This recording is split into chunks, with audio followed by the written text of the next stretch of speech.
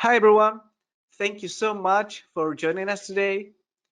Today's webinar will be about making Black Death series with Moho and presented by Gustaf Lindstrom. Some general information about this webinar is that this webinar will be 1 hour long. You can send your questions through the question panel and we'll try to answer them all in the last 15 minutes of the webinar. This webinar is being recorded and will be shared via email and also through our YouTube channel to all registrants and attendees.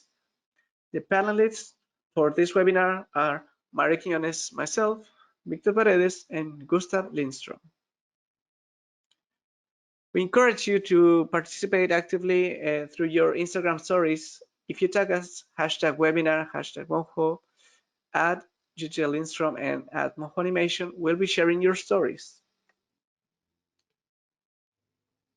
Gustaf Lindstrom is an award-winning animator and director known for his work on Plankton, Drifters, Black Death, and All-Star Party. He's also worked as visual effects artist on commercials for major UK brands and projections for live events and prestigious venues like Royal Albert Hall. Gustaf graduated with a bachelor degree in computer graphic arts at the Animation Workshop in Denmark in 2014. So with that, I will leave you with Gustaf and his presentation, Making Black Death series with Moho. Thank you so much. Hello, hi. Thank you for that introduction and thank you for having me on to talk about Moho and to talk about Black Death. I just thought I wanted to make my presentation a little bit different than some of the other presentations that has been on here, where I talk about how I created my show Black Death from start to finish, and with the perspective of maybe not necessarily how to do like one really great rig, but with the perspective of how do you tackle something, a project where maybe you want to do 20, 30, say 100 different characters. And so I will help you just with some of the tips and tricks that I wish I knew before I started that will save you a lot of time in making a base rig. And just like some thoughts and on how to do a project like this in general, and the thought process that goes into that. So I thought I'd start off with just showing a trailer for Black Death for the ones who maybe hasn't seen it, so you get an idea of the kind of style and the vibe of the show that I've done.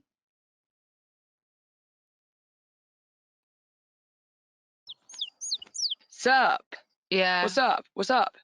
Sup? Sup? What's up? Yeah. Anyway. Okay, I cut people's heads off because I don't like heads. That's just the look I like. Arnold, you and your prideful sausage have brought shame upon our village. Do I really want to date someone who can support something that flew out of the pits of hell to destroy humanity? Would you like to sip some blood from this dead boy, half the dead boy? No, I'm fine.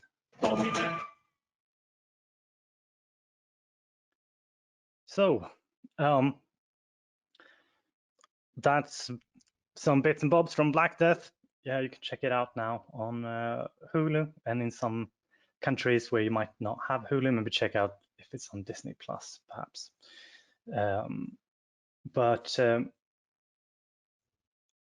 So how do you make a show like this? I think that what anyone should do is start off with research. I did loads of research for Black Death because I really wanted to emulate the style of medieval art, specifically kind of the kind of art that you find in old manuscripts and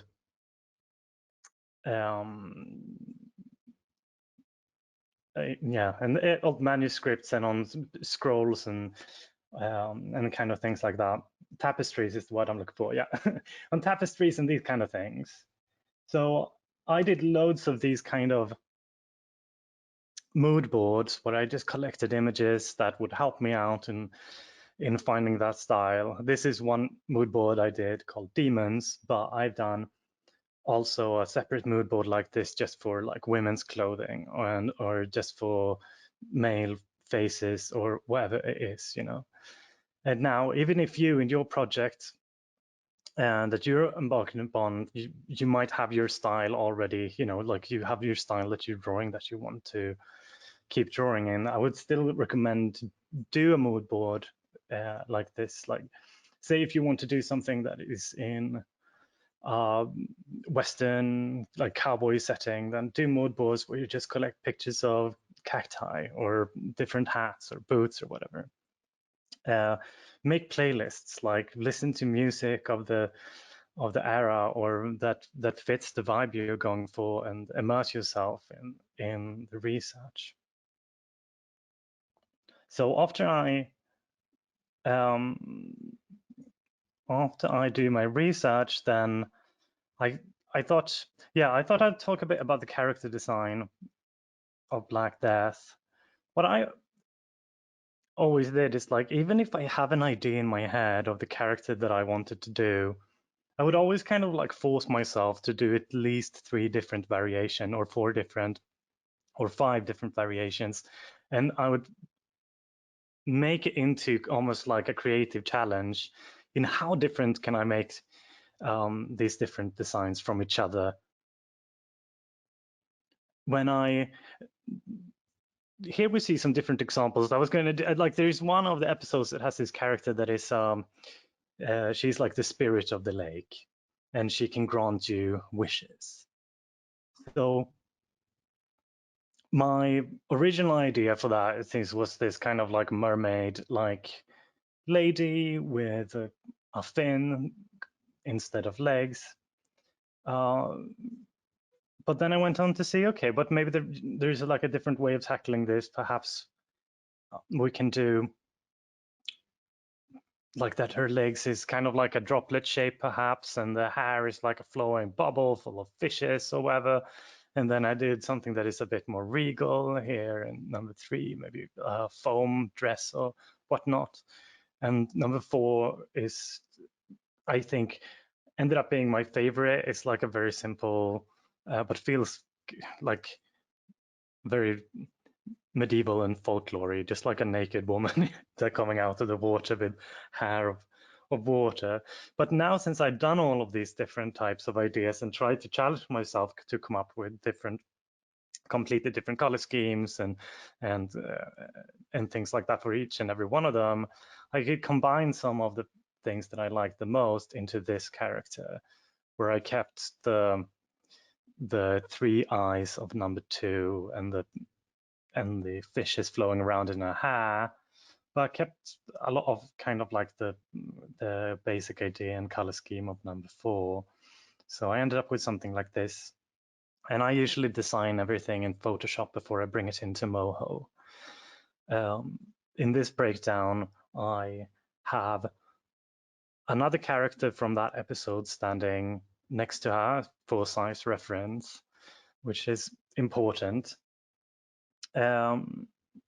Make sure that all your characters actually from the get-go lines up in size so that you don't get different line thickness and so on.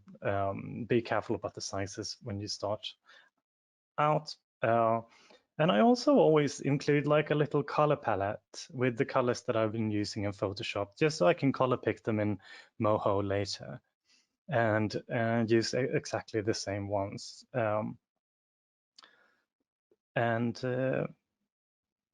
Yeah, and as you can see, I always like pose them in this very awkward way with the hands.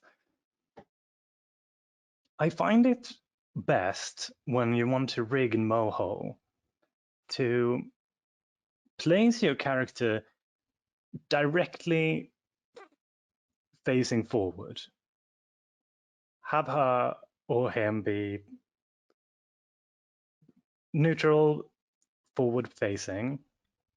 In my case, the nose is poking to the side, but that's a stylistic choice that I thought fitted the style of medieval art that they never really would draw noses from the front. They always like poke into the side in some way or another. I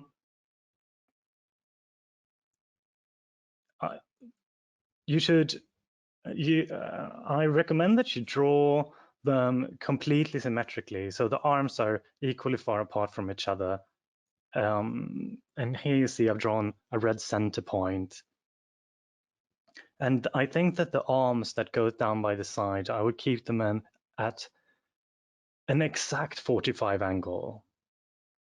The reason for this is that, first of all, it's a pretty good basic, like, standard position. Like, it's a basic A pose. I think a T pose, like with the arms exactly to the sides, is a bit too extreme.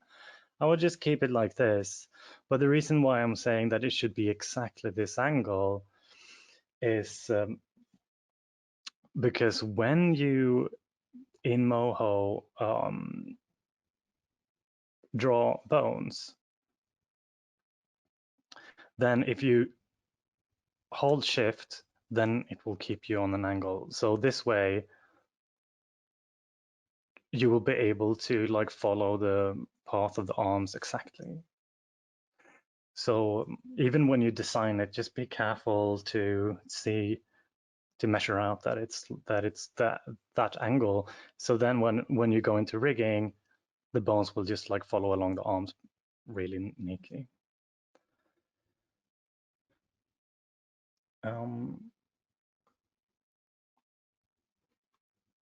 That's here. But as you see that I still keep the hands poking towards the side like that. And that is because it's all good and fine to keep the arms on a 45-degree angle, but the hands, it's just too intricate. So I would just have that angle to the side so that it's easier to manage without having to do all of that in a 45-degree angle. Like, you would go crazy. So those are the basic tips that I would say in starting out. And that brings us to rigging. And I will show you some little tips and tricks. This course is generally for people who are already familiar with Moho to some extent. So this is more kind of pro tips if you want to be clever about it and make a good base rig for longer projects and a bit bigger projects like a short film, a web series, that sort of thing. And voila, these are Gustaf's golden rules of rigging. Number 1, keep everything centered. Mirror layer is your friend. I'll show you what I mean. Anytime I start designing a character or creating my character in Moho, I always start by doing one of these squares with 2 horizontal and 1 vertical cell like this. And I just draw it out like this. Make sure that the line is very thin. Like that maybe, and then we delete that, select it, and make sure that the position is exactly at 0. Now this layer will be my guide layer going forward as to where exactly the center is. And I'm not going to render this layer, and this layer is also something that I will delete when I get a bit further into the rig and I don't need it anymore.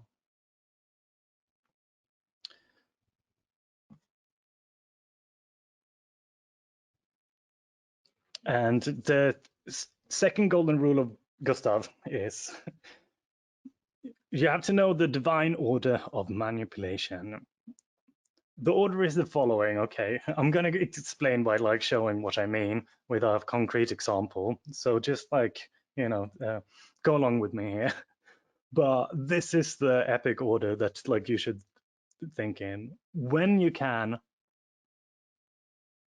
bind a layer in order to manipulate it, bind it. Okay, that should be your absolute first priority, because that is just the quickest, most easiest way to bind something and control something. Just bind the layer, okay? And I would do it more than you think. It's because you will save yourself a lot of time. Here, for instance, we have this cool king rig that I did. And even here with the fingers, each and every instance of this finger, every section of the finger, they're all just layer bound. And there are just like loads of different layers for each section of the fingers. So, but what that then allows you to do, if you've done it that simple, then it will be more flexible. You'll be able to twist and turn it around a lot more without things intersecting and whatnot, you know, and you will have like loads of control. So yeah, so don't underestimate the bind layer. Do a lot. When you can't do bind layer, then bind the point. That gives you a lot of control. You can be very specific with exactly is being moved by what. And these more advanced techniques of manipulation, such as FlexiBind and smart bones, they're very, very powerful and should only be used, I think, in specific cases. So with FlexiBind, for instance, I personally, I only really use it for like big, for big movements, such as like a body like that, when you can't be super precise. It's kind of like here, like the torso is being moved around, or say how you would manipulate. I'll show all my shy bones here. Here you see these bones are manipulating the cloak behind him. So so you can see here that this is like, it's moving around like that. So I think like big overall shapes is really helpful for, but for pretty much anything else, I think that there are more kind of simple binding solutions that you can do that would give you a bit more control. And then smart bones, I think, should really, there will be a lot of instances and you will use it a lot, because there is a lot of instances where none of these other binding techniques will help you. For instance, if you want to rotate something or manipulate the actual shape of something, like a mouth or something like that. But even when using smart bones to rotate something, if you're rotating something that also moves from side to side, for instance, I would still bind the layer for that movement. I'll show you what I mean, because now it's getting a little bit theoretical. So let's say, okay, so let's start by doing a head turn. Now I make my head like this, and I'm making sure up here in the position that it's exactly in the center. And here we give him a bit of a jaw, like that. And any time I manipulate this, I'll make sure that it's precisely mirrored.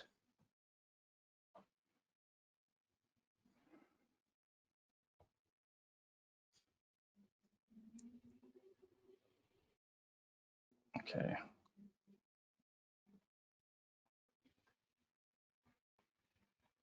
And you know what? We'll give him a neck as well.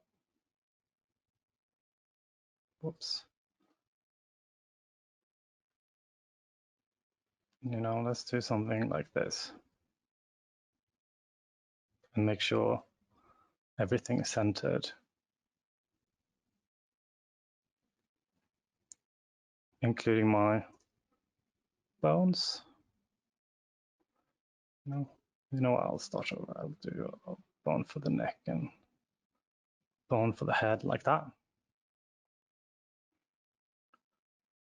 And so usually by default, I just like kill all of the bone strength and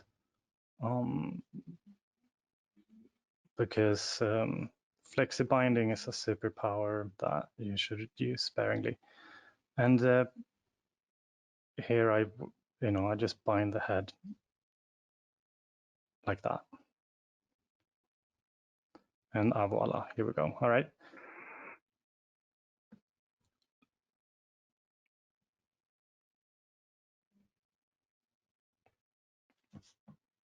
Let's make a head turn. That's what we're all looking forward to. That's the cool, like, that's what we're here for. We want to do cool turns, head turns and stuff.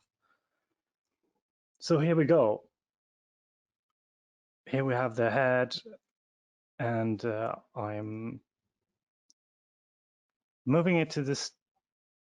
I'm like rotating it a bit like that. Maybe like the head turns. Maybe it's got a bit of a jaw like that. Here we go. That looks good. I always try to make sure that my interpolation is linear in all of these kind of movements. And now, since we've been such good boys and made everything so symmetrical, check this out. This is what I'm most this is what I'm most excited to show you, because this is I've not seen anyone in any other tutorial show this trick, but it's pretty buzz. I'm pretty happy with it. Check this out. Now when we want the head to turn to the right instead, I'm just going to copy paste the exact same animation in here. And at the very first frame of the turn to the right hand side, I'll go into the layer manipulation thing here and just flip the entire layer like that on the very first frame. And now check this out. We haven't only done like a 90-degree turn, we have actually done like a 180-degree. So it's because of stuff like this I have my rule. Mirror layer, it's your friend, okay? You can use it a lot to save a lot of time with stuff like this. Anytime I want to go in here and say if I want to, I've decided actually I think that he should have like a little bit of a stronger jawline here from the side. Anytime I change this, I can always pop into the right turn and just copy in the same frame and just copy paste the same frame. And now we're doing this, all right?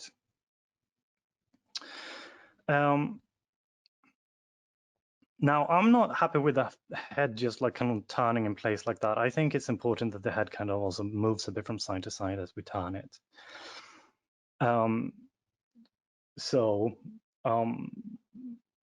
This is where we get to the divine order of manipulation as stipulated by yours truly, Gustaf. Is that bind layer goes above everything and you should always use it when you can. And I'll show you what the strength of this and how this will save you so much time. See, I'm gonna make a cheeky little controller like this. And this is gonna be a hidden bone. I always make my hidden bone yellow so I can keep track of which ones are which, okay?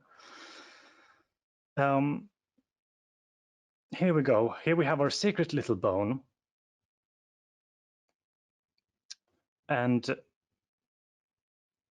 we are going to bind the head to this bone instead. Since our yellow little secret bone here is parented to, whoops, I'm gonna get rid of the influence of it. But since it's parented to this one, so far it's just kind of doing the same as before. But check this out. Now we decided we want to do our head turn. Now what I would do that instead of taking all of these vertices and moving them to the side,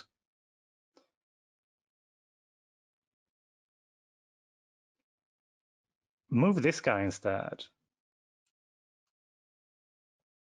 You know, let's move it like that.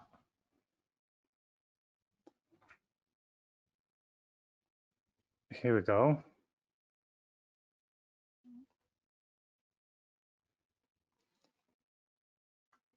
I'm gonna copy the position of this and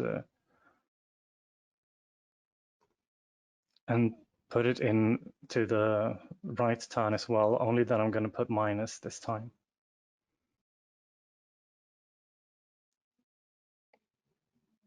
And see, now it's like turning like that. Now you wonder, okay, what was the point of all of that? I'll show you what.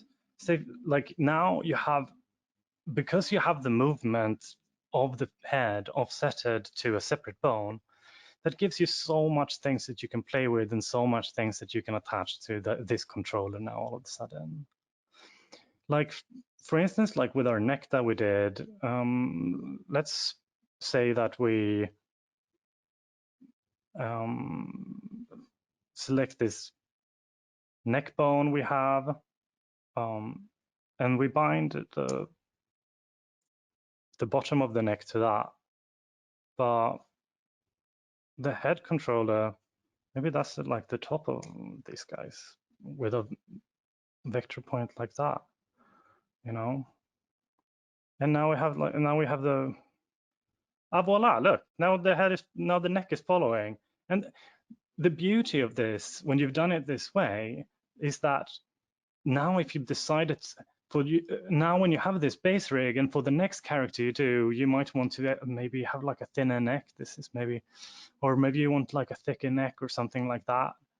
Then you can just change that, and it just kind of follows automatically and aligns perfectly with everything. And you don't have to go into your actions and change every instance of movement to fit with it. And that's the kind of techniques that will save you a lot of time. It's always good to kind of like offset these things. Check this out. Like say that we want to add something, like we want to give him a cool little hat, you know. Boom.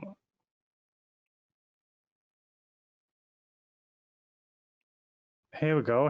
Here's a hat. Now we can just like bind that to the secret little extra guy as well, and you know, and then like now the hat is following as well, you know. So it's like, and now you don't have to go into your little head turn and like and adjust the hat to follow and everything. Like now it's just kind of working, and you can do this with loads of stuff if you just think in this way. And these kind of little extra controllers that are just like just for adjusting like these kind of movements, just make sure to turn them into a shy bone, which you can just do up here. And you can always like reveal them and show them again here, because you don't want your animators to have to worry about that. If you have all of them turned on, and I know in a lot of the promotional material for this talk, I turned them all on in all of like the rig breakdown, but just to make the rig look more impressive and complicated. But really, you should never pass off a rig like that to an animator. Just hide anything that they don't need to see, and you know, and then you'll have like a nice clean looking rig like that. you know. And what's also cool about if you're being diligent about centering your character properly is that you can save a lot of time also in doing arms, legs, these kind of things. I'll show you what I mean.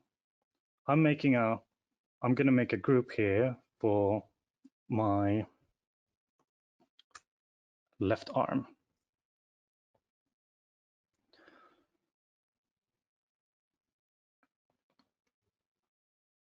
And within it,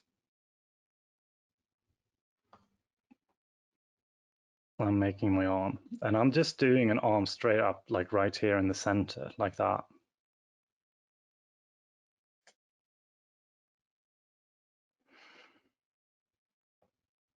And now instead of like just like taking these vertices and moving them into place, I'm actually going to move the entire layer like that, which you can do down here. And I can shift click and just like snap it into the 45-degree angle that we all love. And since it's parented under this folder that we haven't moved at all, I can duplicate this. I can now duplicate this layer. You know, I can, and I can just mirror it, and now I have the right arm, you know.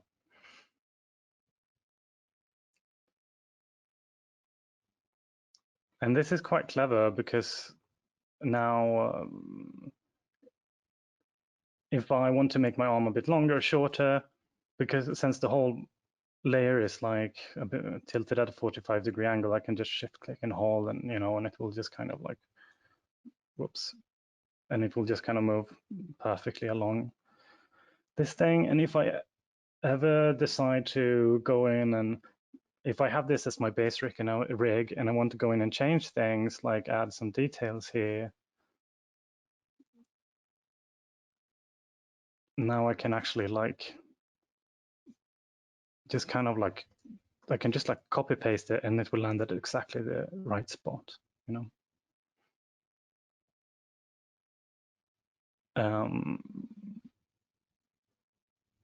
Yeah, so, oh my God, I love this character. But yeah, and that's the way I've set up all my characters. You can see here, like, here is one of my characters, and here you can see that the left arm and her right arm are all under these like folders that are just like flipped to either side. So when I was finished with one of the arms, I just like gonna copy everything over to the other side, but maybe change color or whatever I did here. And yeah, and that will save you time. So just know when you design your characters, it helps when if you're planning on doing a lot of characters, it helps to do it helps to think in symmetry and to make them symmetrical. And for maybe like the more main characters that you can afford to spend some more time on, you can allow them to be a bit more asymmetrical and a bit more intricate, you know. And also, if you're planning on doing a bit of a bigger project, also just name everything, because it will keep reusing the same rigs and things over and over, and it's just better to have everything named. So I'm a complete like fascist when it comes to this. Like when let's see here. Yeah, I think that when you open your select bone, it should look like this. You know. I don't want to see any like B120, like it should just like look like this. You should just like be able to like just pick anything from here and find anything.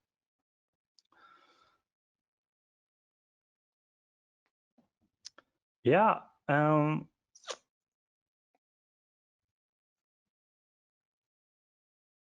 So that's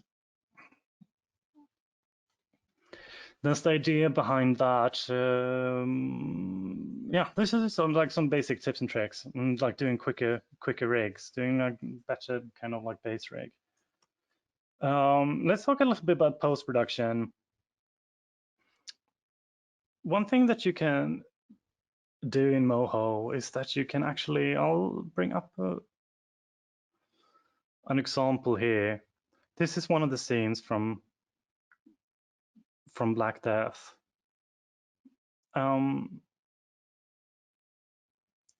So before I export, before I like render everything out, I create these what's called layer comps. And you can see I have a separate one here for Arnold, who's the main character, and I had one for the spirit that you can see here. And I had like a separate one just for her hair, because there was a lot of like little warping and little like fun stuff that I wanted to do in post separately. And just kind of like split things up a little bit that you think helps in post.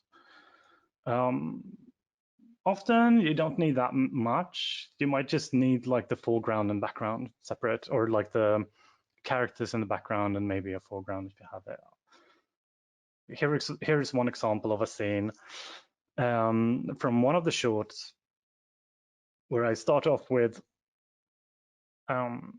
just a background like this, and because I have been using those layer comps, I can put in my character separately.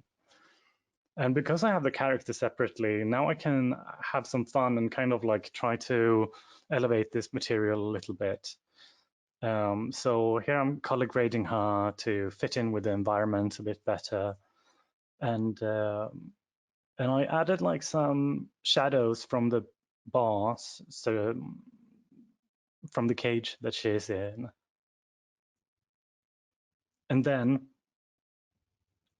I add this paper texture on top of everything because I wanted to have it seem like it's all filmed on a notebook or something like that. So I wanted it to have a very papery, tactile feel. And let's see if I have that. Yeah, here we go. Even the paper texture is actually one of the layer comps. And the reason why I always import this into Maya rather than just adding it in post is because I always thought that the paper texture looked far better if the camera, like when the camera moves around, that the paper texture kind of respects the movement of the camera, so that the paper texture also moves around a little bit, rather than just being something that is like just flat on top and sliding about, you know?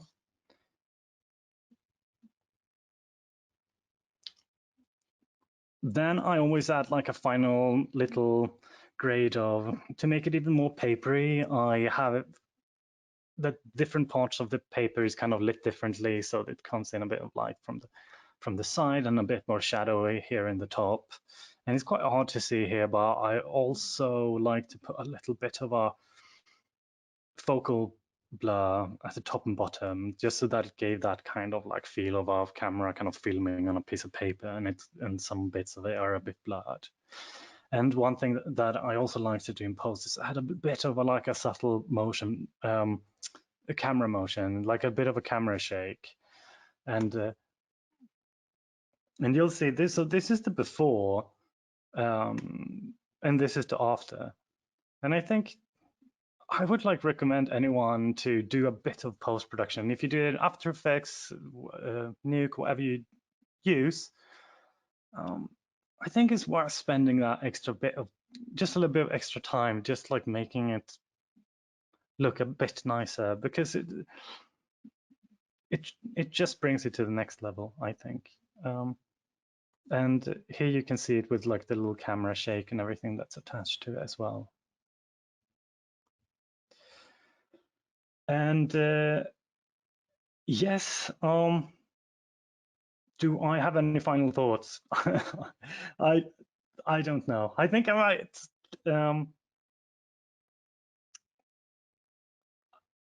I think that basically, when you are embarking on a journey to create your web show or short film or whatever, then be clever, think ahead. Sometimes setting things up in a bit more slow way instead of like jumping right into the more crazy stuff will save you a lot of time down the road.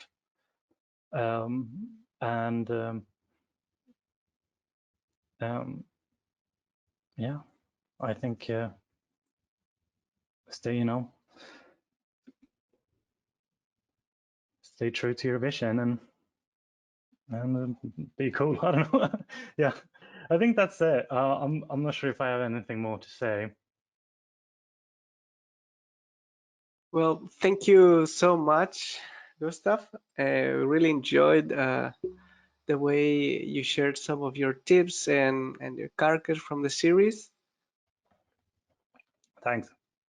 And also we asked from where were you watching us today? So for example, Jerry is from Argentina, David from Quebec, and Ricky from Curitiba, Brazil. Who else? Japan, Seigo. So thank all of you who joined us. Yeah, thanks. Oh, hey, I actually came up with one more thing that I wanted to show. Yes, Do please. you have time? Yeah, just definitely. a few minutes. Because I was talking about like, okay, this is how you set up your base rig and how you can, save time. But one thing that I did in Black Death because there are in some sequences, and mind you, I did every single character rig and every character design of the whole show, and we did it in like 3 months. And there are some scenes that are like crowd scenes, with loads and loads of characters. And one way that we did this, and so I can recommend this as a tips, is that I did this like this base rig. Say that you have like just like a neutral NPC background character like this, and then I've done loads of these like smart bones that have like maybe nose shape, how spread about the eyes are, the size of the eyes, etc. I'll show you what it looks like when we. So here with the nose shape, we can just like it just kind of morphs through like a bunch of different shapes, and we can just like take something random here, put the eyes a bit closer together, like make them a bit bigger, move this up and down,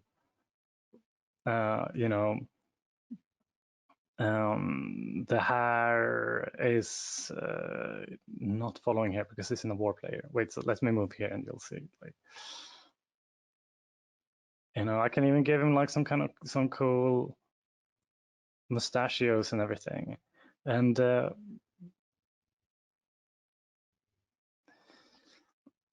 voila, and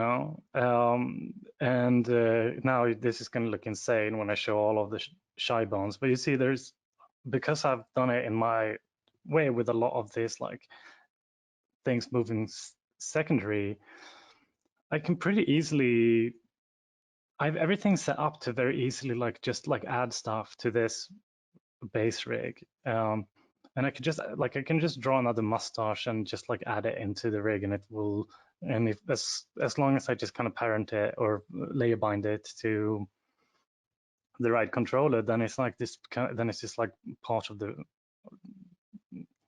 rig, And since Moho very cleverly worked with all the vertex movements being additive, you can change a lot of like the shapes and sizes of things and like that.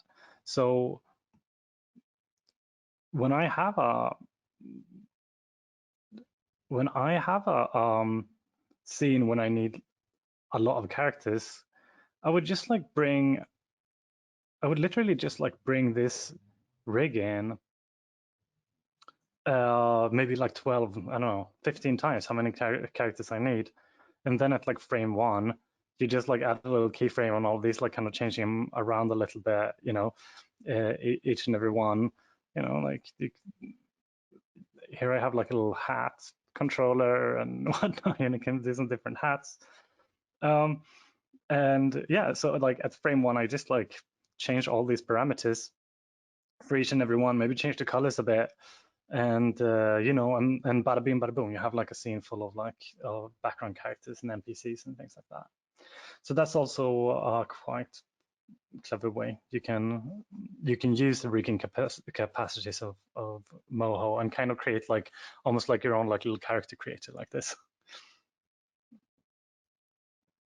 Yeah, so that was the extra thing I thought I'd show you all before you scoot off.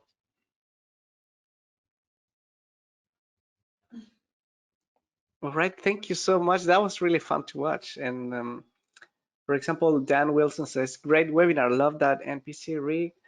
Jerry says, "Cool." Here's an interesting question from Jorge Zambrano. How do you do the lip syncing? So my lip syncing is I saw that you had another webinar on the topic of lip syncing, and I would recommend people to watch that. But the way I did is a bit different actually from the technique being used there. So I have like these controllers. I have one for the tongue, one for the teeth, where you see you can kind of like, one for like a pout, and the opposite of the pout is like kind of like this thing, how closed and open the mouth is. And then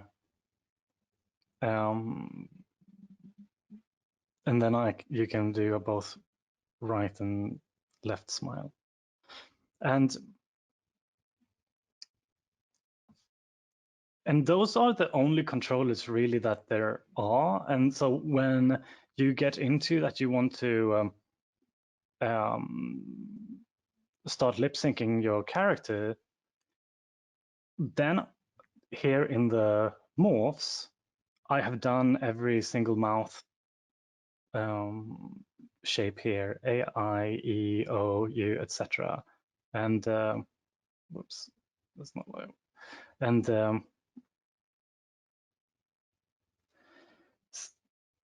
and if I add that there, then here we have an R or E. Let's do like an ooh. Insert copy. Ooh, there we go. And what this morph does is just that it moves these smart bones into the position that creates that shape. Let's do like a C, D, that sort of thing. Like that, D.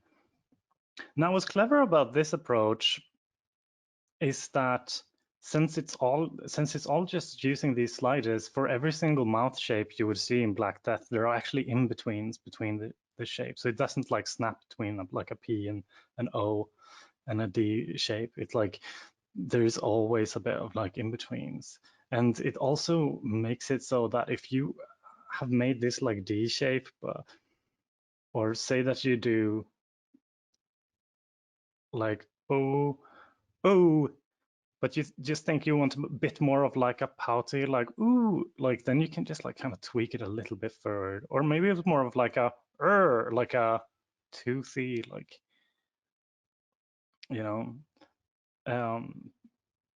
something like that. So then you have like all that little extra control, you know, and these three controllers, how open the mouth is, how much it pouts or like widens, the teeth and the tongue, that's actually like all I needed to create every single shape, to be honest. And then it's just the morphs that just like clicks those into place. The trick I would say that is that when you create these morph shapes, just be careful to never touch the smile controls, because you might have your character like when she's talking, say here she says ah, and she does an E, then sometimes she might say "I" and you want her to be happy, you know, so "I," but sometimes you want her to be sad, and now you have an "I" like that. So as long as these presets that accord to the different letters that the mouth is shaping doesn't touch these controllers, then you will always have that as like a separate control, and you know. And this way you can even have her do "I" and kind of change from being sad to smiling, like throughout it, you know. Yeah, that's that's the way that I tackled the lip syncing in Black Death. And by the way, when animating, do you animate in twos? No, we did everything on ones. Yeah, I thought like because of how kind of I think when you animate like this using a lot of like tweens, I just thought it was kind of a fun look, so I just went like embraced that. I know that some people might want to do less frames in order to kind of get a more of like a hand-drawn look or something like that, but for whatever reason, I just kind of like the kind of tweeny look of it. I think it's quite fun. It looks a bit like uncanny. It also yeah, that's like a very like smooth look. I think it's fun. Like I think just looking at now, like when I turn her head around or whatever, like there's just something with these like Moho rigs that are just like, it's just kind of like satisfying, I think, it's just kind of satisfying to just like looking at everything kind of so smoothly, like kind of following this kind of like 3D turning thing. So I think I embraced the animating it once because of that. I like the kind of like smooth, almost like uncanny, like 3D look of it.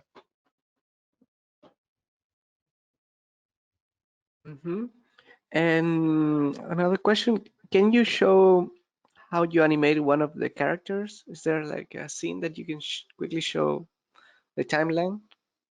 Yeah, I think I have this scene open here. Now I'm not a character animator per se, and I had some very talented people who helped me with that. So I can't speak so much about like how to animate. I think I was more of a with my hands-on stuff. I did more of the like kind of designing and the rigging and that. But yeah, here we have like one of the scenes when Arnold is talking.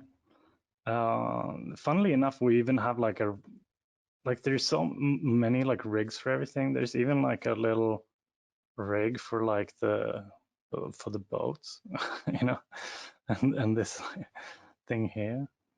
And let's see here. Maybe we can show all the layers just to show off the scene a little bit. And I'll just try to get rid of this texture layer. Yeah, here we go. Oh yeah, this one also has like, like the spirit has this big blob on her head because yeah, there's like a mask. This is like something that I used in post as a, just so I could always like do like special tweaks exactly kind of like to this area around her head. I would just have this kind of like mask that was just like tied to the head controller. Here we go.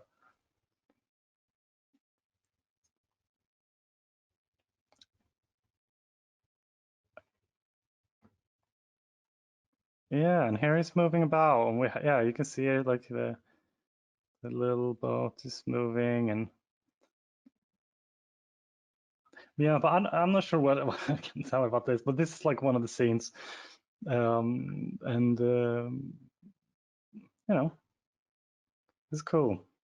Look at Well, that, she's thanks got for the sharing animated pose. Yeah, the general setup. And yeah, yeah. I remember you mentioned me. You work with how many animators for the Uh, series? two, yeah, two. And the series, how many episodes and season has? So it's got 4 episodes of varying lengths, but they're quite short, all of them. But I think altogether maybe it's like 25 minutes or something like that in content with all of it put together. You know, so they're all like kind of, so each episode is maybe around 5 minutes each or something like that. Mm-hmm. And you mentioned me that you had a 3D background. How was it to move to Moho with your knowledge of 3D? Yeah, so I think that a lot of my approach to the rigging in that you know, in that I like start with this like front on the like a post kind of character where it comes from my 3D background, and I kind of went into with the assumption that you make like a rig that is like meant to work throughout like the entire show, and not to make like shot specific rigs and stuff like that. So um, so that's the way that I kind of like approached it. And I think that if you have a background in 3D, a lot of like this rigging stuff will come pretty naturally to you. Um, and yeah, it's a lot of fun. Mm-hmm. And when rigging let me check the question here. Do you use similar techniques to rig quadrupeds, like horses, for example? Yeah.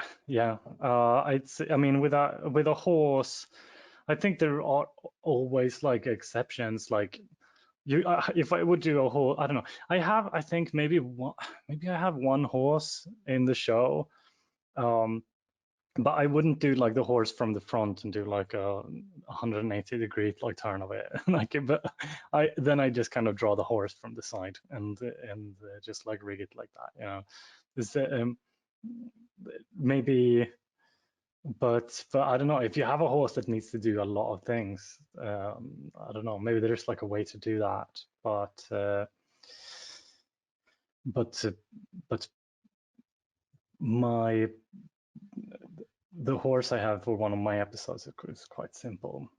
Let's see if I can find it. Yeah, yeah. Here's like, here we have like one of the horse sides. You see, it's like it's kind of like just moves about like that.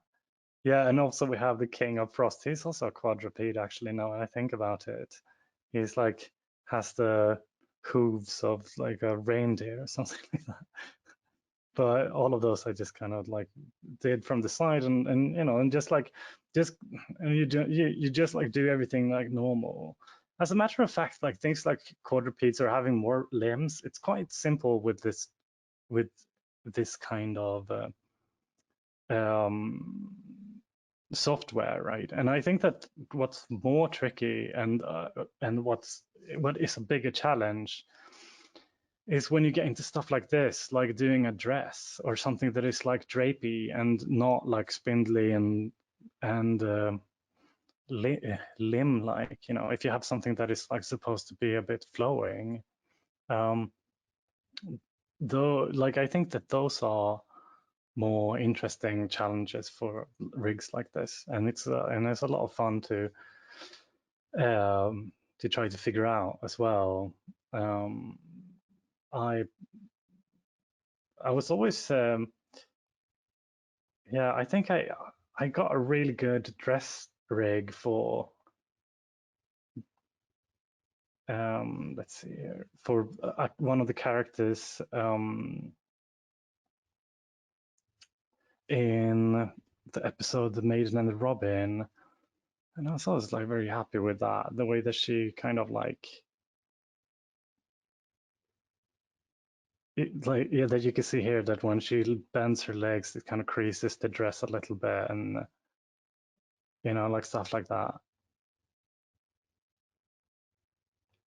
And that you can almost feel like there are two legs underneath. I think that was much more challenging than quadrupeds.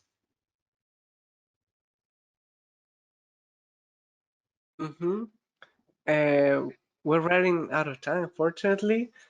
And here's one last comment from Seigo. The webinar is very interesting. The characters are very beautiful and the colors are very, very artistic. I like your works of art. I will watch the Black Death series on Hulu tomorrow. Thank you. Wicked. Thanks for the support, man. Cheers. So with those nice words, we are wrapping up this webinar. One last thought. Gustaf, for anyone who's planning or visualizing a series made in Moho? I think that I don't know. Trust your instincts, follow your heart, do all these things. I don't know. I'm not your dad. Stop asking me the things that I don't know. Just kidding. But no, I don't know. I think I've poured out everything that I know. I think in terms of tackling this with Moho. But I see a lot of people doing really cool characters and stuff with Moho. But remember, at the end of the day, you're like the character, like you're supposed to not just do a rig. You're supposed to create stories and worlds and so I think if you get into Moho, don't just focus on the fun technical bits of the rigging and that. Actually tell a story, Mm-hmm. So with those wise words, thank you so much, Gustaf. Cheers. And thank you all who joined us today. We're just gonna share one last bit of information. The future is 2D. Moho is a powerful 2D animation software that combines the most powerful animation technology with state-of-the-art professional animation tools. Draw, rig, and animate easily. You can create your characters directly in Moho with its vector tools optimized for animation, or import images or Photoshop files keeping the link and layer structure. For more information, visit mohoanimation.com. Also, as a reminder, this webinar has been recorded and will be shared on our YouTube channel. So please subscribe if you haven't. You'll receive a notification once the video is available.